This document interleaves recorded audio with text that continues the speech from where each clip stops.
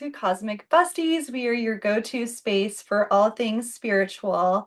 Today we're going to talk about something called a soul retrieval. So, what happens in a soul retrieval is we are all made of energy. You are 99.9% made of energy. And what happens to that energy is it cannot be created or destroyed.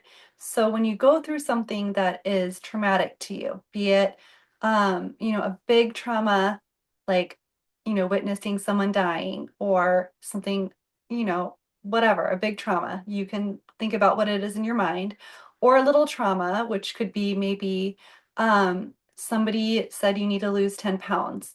Whatever the trauma is to you, it doesn't matter. What happens in that moment is the emotion that it brings up and what happens to your body when you're experiencing that. Because what happens energetically on an energetic level is a piece of your energy splits off from you and will stay frozen in that time, space, and dimension. So that may mean that wherever you are in your current timeline, you may have, looping thoughts or repeating patterns, beliefs about yourself that are no longer serving you that you kind of feel stuck with. It's because a piece of your energy is still stuck in that loop in the past. Literally, your energy is stuck in time, and it's not only stuck in time, it's stuck connected to that emotion that you experienced when you had either that big trauma or that little trauma. So the point of a soul session is the way I structure it and the way I've been trained to structure it is you go back in time through a meditation and you go back and you retrieve that part of you that was frozen in time and you heal it so that you're able to kind of collapse that timeline and break the bond that's between like current you, present you, and the emotional response that you had in that moment. It's really cool. It's so powerful. I've experienced it myself before, and the shift that happened to me afterwards, it was like I did my soul retrieval and then everything else started lining up because my soul retrieval was connected to a time where I completely lacked self-worth and self-confidence. And I was taught to over please and really live outside of myself in order to make other people feel comfortable. And all of that was tied into what I went through, was all tied into um, how I viewed myself and my self-worth. So when I did my soul retrieval and I went back and I healed myself in that moment and I broke that connection and I collapsed that timeline, I started calling in aligned clients. Things that used to trigger me no longer trigger me. I started sleeping literally like the dead. Like I wasn't waking up like I normally would at like 2 and 3 in the morning. So it can be a really powerful tool that you can use if you've been through something where you feel as though you're kind of stuck on this loop and this pattern and you don't know how to get off. Go back in time and retrieve your soul. It's really cool. Yeah. I actually had an experience recently where I did a soul retrieval session with someone that Christy has in her network. Her name is Julia, and it was a really cool experience. Now, what Christy does and what Julia does are slightly different. They use different Mhm. paths. So, when Christy mentioned earlier what the soul retrieval session is, the same premise is there. It's just that there are different approaches to it. So Christy approaches it as an intuitive or a metaphysical healer, whereas Julia takes a shamanic approach to the soul retrieval. Mhm. But both approaches are based on this idea that you're sort of collecting these pieces of you that have been lost due to trauma or emotional pain or difficult life events that you've been through. Um, but yeah, I it was so interesting going through the experience. I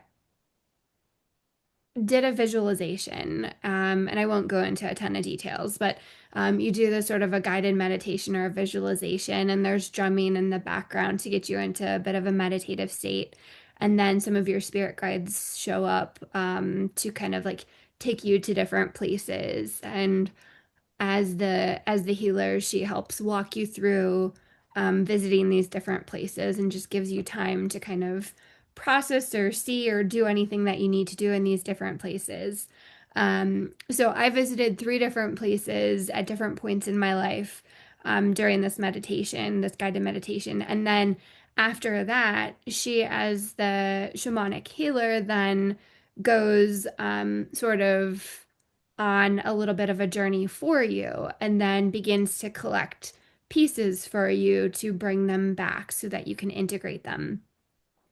And I won't, for sake of time, go into a ton of detail, but she brought me back to a point in time where I was about 8 years old and brought a piece of me back.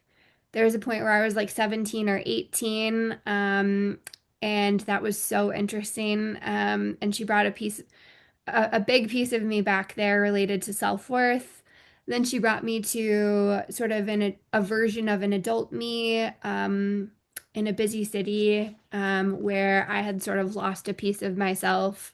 And then the last part was like baby me, so like 6 to 9 months old. And then she was able to kind of return the pieces of my soul to my heart space and help me with some cord cutting from a past life. Um, so now I'm working on integrating those pieces of me back. And it was really interesting because, like, this woman knew nothing about me or my lived experiences, but I can see how maybe I lost a part of who I was at each of those points in time. Um, and so yeah, I was really excited and I guess relieved is maybe the word I would use to have those pieces of me back. And one of the big changes is I had not been sleeping as well, like not very deep sleep, not as much REM lately. And after the soul retrieval session, I think I'm averaging like 2.5 hours of REM each night, which is much higher than what I normally do. Mhm. Yeah. To me, like when I look at it as like a psychic, when I'm looking at somebody going through a soul retrieval who hasn't had one yet, is it's almost like those old, like your old TV, where the channel would be like in between two channels, and so it would look like staticky. It wasn't fully there, like you couldn't see the entire thing. That's kind of what happens when pieces of your soul are frozen in other times and dimensions. The reason why like you don't sleep as well is because there's a piece of you that's not connected to you. um and that's why like a soul retrieval can be so powerful, is because it brings it back to you, and energetically it fills up all of those like holes.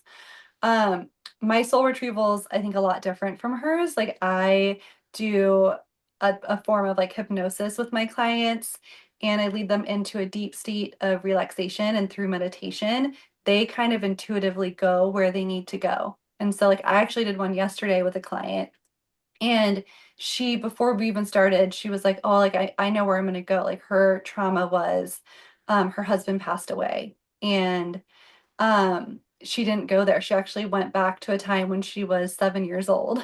So it's really cool because like intuitively, like your body knows where to go. And it's going to go to the first place where that kind of initial story began. And by recollecting that energy and blessing, and I use Reiki, so I send Reiki back to that time. It's able to kind of release like what you were talking about. It's almost like it lets your soul off the hook, because in present day and present moment your soul's trying so hard to like get through this loop, but you can't. It's like being on a hamster wheel. And when you go back and you kind of heal the past and you collect that energy again and you bring it back to you, um, clear and transmuted, then you're able, it's like the hamster wheel just stops and you step off of it. And then that whole timeline collapses and you can like really align with your highest timeline, which is so magical. It's really cool. Yeah. I definitely think that if you do a soul retrieval session, my tips would be like make sure you are resting a lot and hydrating afterwards. I know that sounds really crazy, but you might be tired and you might need extra time to integrate. I wish I had journaled more right after the experience. If I could go back, I would do that. I had to like rush off to do the next thing with the kids.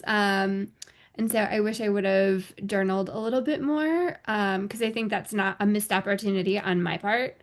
But I am trying to do some inner child work and do some rituals to integrate. So Yeah. That is something that we do too with the soul retrievals. You go back and you do like a reparenting where you tell yourself in that moment what you wish an adult had told you or what you wish you had heard. And then in the present day, anytime like a little trigger comes up again, like around that old story, you're gonna reparent yourself again and talk to yourself again as if um your little self is right in front of you, and that it sounds crazy, but that can be really healing too. Definitely lots of water, I agree with that. A journal would be really great. Also afterwards, I always tell my clients, ground yourself. You can either do it and like there's a little meditation that I do that you can try out, or just go outside and sit against a tree or go for a walk in the sunshine. Anything that's going to kind of ground your energy back because you're doing a lot of like energetic work, and that can kind of leave you like feeling buzzy and lightheaded and just like just a little bit off centered, off kiltered, I guess. So grounding's really important too. I love it.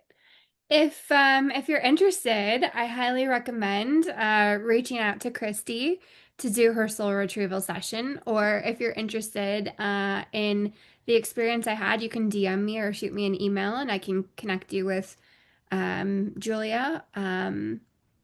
And if you've done soul retrieval already, we'd love to hear about your own experiences, maybe on an upcoming episode, or you can just drop them in the comments and we can share. So I thanks think so it's much. also really important to give yourself grace and be so compassionate with yourself. So, if you're going through something and you've dealt with trauma, be it however big or small it may seem, trauma is trauma, and your emotional response is valid. And there are things that you can use and tools that you can use to kind of move through that.